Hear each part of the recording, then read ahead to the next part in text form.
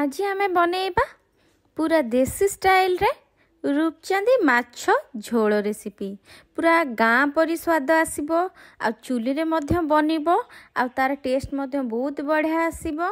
तेबे चलंतु आ डेरी न करी आरंभ करिबा आज रेसिपी। आ देखुचंती रूपचंदी माछ देखिबा को पूरा एही परी थाए। आउ साधारणतः माछ जो रोही माछ भाकुर माछ ठारू टिके अलगा थाए, जेहेतु ये गोटे मझिरे कंटा थाए, बेसी किछि कंटा न थाए। आउ ये माछ खाइबा को बहुत स्वादिष्ट, पूरा मीठा मधुर मधुर टाइप लगी थाए।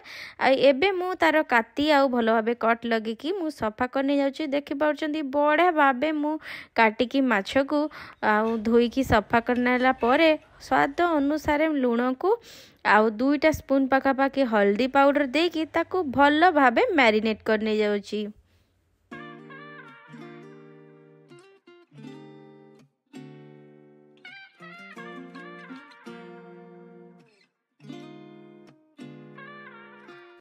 आउ देखंतु माछरे केवल गोटे कंटा ही रहिबो। आ माछटा पूरा मांसिया थाए, माने पूरा मांस ही थाए आ बहुत बढ़िया लागि थाए मध्य खाइबा पई की।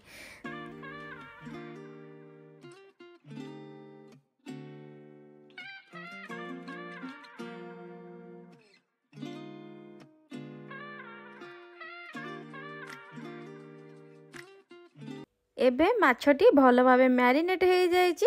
एबे चलंतु आमे नेक्स्ट प्रोसेस को जिबा। माछ तरकारी पई की ए सब सामग्री दरकार। आलू नेइछि, टमाटो नेइछि, आउ दालचीनी, गुजराती, जीरा, अदा, रसुण, पियाज मु एतिक सब मसला ग्राइंड पे नेइछि आ एतिक स्लाइस कर नेइछि। आमे तेल रे आमे फ्राई करबा। आउ ता परे किछि नै जाइछि पाउडर मसला। आ पाउडर मसला नेइछि लंका गुंड, हल्दी गुंड, चिकन मसला आउ चीनी आउ स्वाद अनुसार लूण को नेइछि आ सोरिष तेल नेइछि। आपण माने निश्चिंत माछ तरकारी सोरिष तेल देकी बनांतु, बहुत ही बढ़िया लागिबा। मु अल्प किछि पानी को देकी हाफ कप पाखापाखि ताको भलो भाबे गोटे घोलटे मसलार आमे तैयारी करदवा, जहा फल की तरकारी टेस्ट बहुत बढ़िया आसीबो। आ लूण मध्ये ऐड करछि आ बिल्कुल आमे तरकारी आ लूण ऐड करबानी एक्स्ट्रा। आउ एमती घोल प्रस्तुत करके तरकारी रे दियंतु मसला सहित आपन को तरकारी बिल्कुल पिता लागेबानी, टेस्ट 2 गुणा आसीबो। आ आपण माने एई टिप्स को निश्चित फॉलो करंतु। एबे चलंतु आमे तरकारी को बनेबा। तो सेति पई की मु कड़ाई को बसाई नै जाईची। जेहेतु कड़ाई टू भलो भाबे गरम हेतला, तापरे मु एठी दे देली 3 ରୁ 4 टेबलस्पून पाखापाखि सोरिष तेल को। आउ बिल्कुल पछरे हम ऐड करबानी, मु एका थर के ही दे दीची। तेलटी भलो भाबे स्प्रेड करनबा कड़ाई रे आ गोटे गोटे करी माछ को दबा। आ मु आपण मानन को निश्चित मु कहबी कि जेतिकी कड़ाई रे माछ धरिबो सेतिकी ही पकेबे। निहाती 3 ରୁ 4 पीस पकांतु। आ गोटे साइड भलो भाबे फ्राई हैला पर आरो साइड को उल्टांतु। आ तेलटी निहाती भलो भाबे गरम करथिबे, कड़ाईटी मध्ये भलो भाबे गरम करथिबे। आ आपण मानकर माछ परफेक्ट भाबे उठिबो। आ माछ भाजीबा पई एई टिप्स को निश्चित फॉलो करंतु, बहुत ही बढ़िया बनिबो। आउ माछ तो बढ़िया भाबे गोटे साइड हेई आसलानी। एबे आमे गोटे गोटे करिके आरो साइड के माछ को उल्टेई नबा।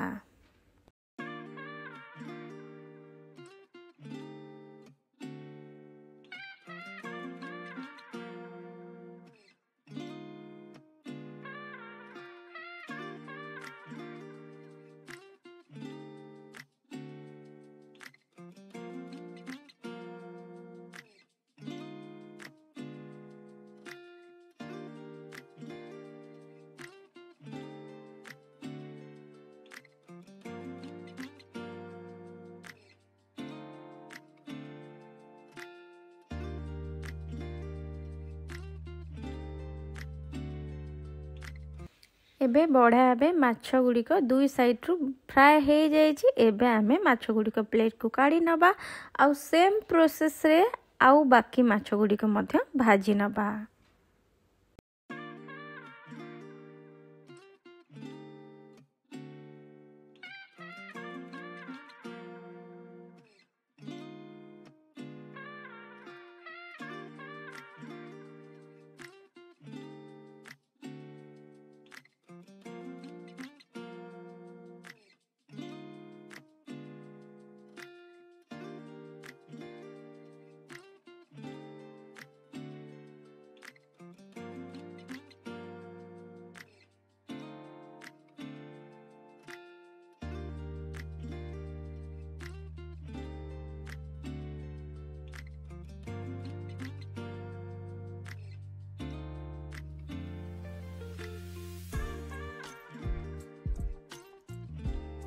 एबे बाकी माछ गुड़िक भल भाव भाजी आसलाणी। एबे आमे आलू गुड़िक फ्राए करि नबा। आउ आमे एक्स्ट्रा तेल बिल्कुल दबा ना। तरकारी आमे एकाथरे डायरेक्ट आमे तरकारी पई माछ भजा पई पकई देथिले। तो एबे आमे सेही तेल रे आलू गुड़िक फ्राए करि नबा।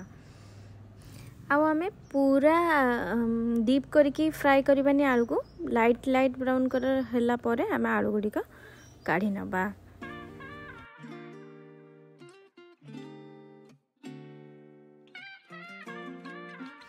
एबे आलू भल भाव फ्राए हो आसलानी। एबे आमे आलू गुड़िक काढ़ी नबा। एबे चलतु आमे तरकारी को बनेबा।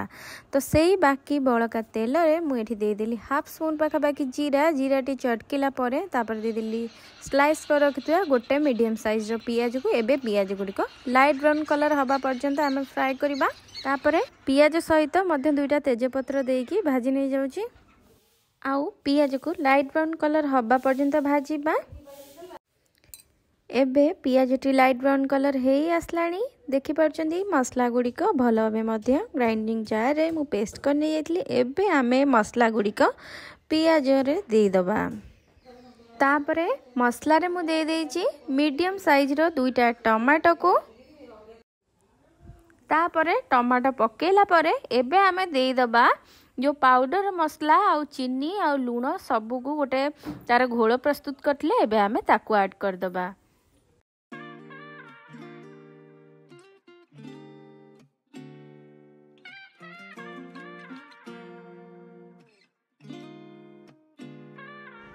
तापरे एबे आमे मसला को कसिबा। जे पर्यंत मसला रु कंचा स्मेल जाइनी और साइड रु भल भाव तेल छाड़ीनी से पर्यंत आमे मसलाटी को कसी नबा।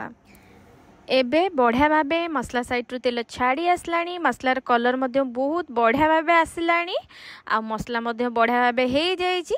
एबे आमे आलू को पकेई नबा। भाजी रखिथिबा आलू को मसला सहित आउ ताकू कसिबा।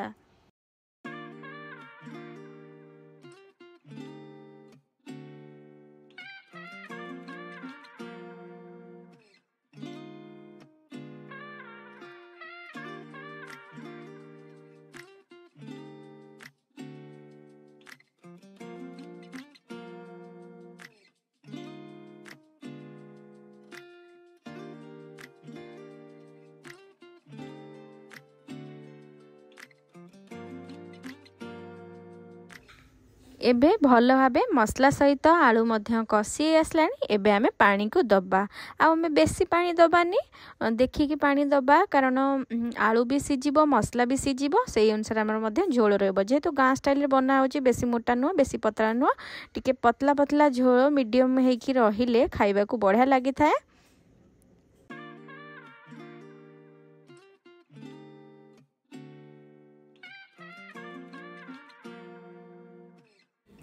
एबे आमे तरकारी को फुटीबा को दबा। आउ तापरे आमे तरकारी फुटिले माछ गुड़िक ऐड करनबा। आउ एबे जेहेतु तरकारी फुटी आसलानी माछ गुड़िक मु सब गुड़िक ऐड करनी जाउची।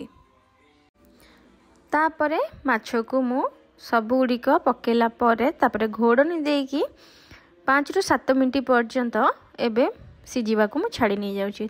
तापरे मु देखि परचंती नेक्स्ट टाइम तरकारी रु घोड़नी काढ़ी नहीं जाइए। आ तरकारी मध्य बढ़िया भाव रेडी हो गलानी। तरकारी कलर मध्य बहुत बढ़िया भाव चेंज हो जाइए।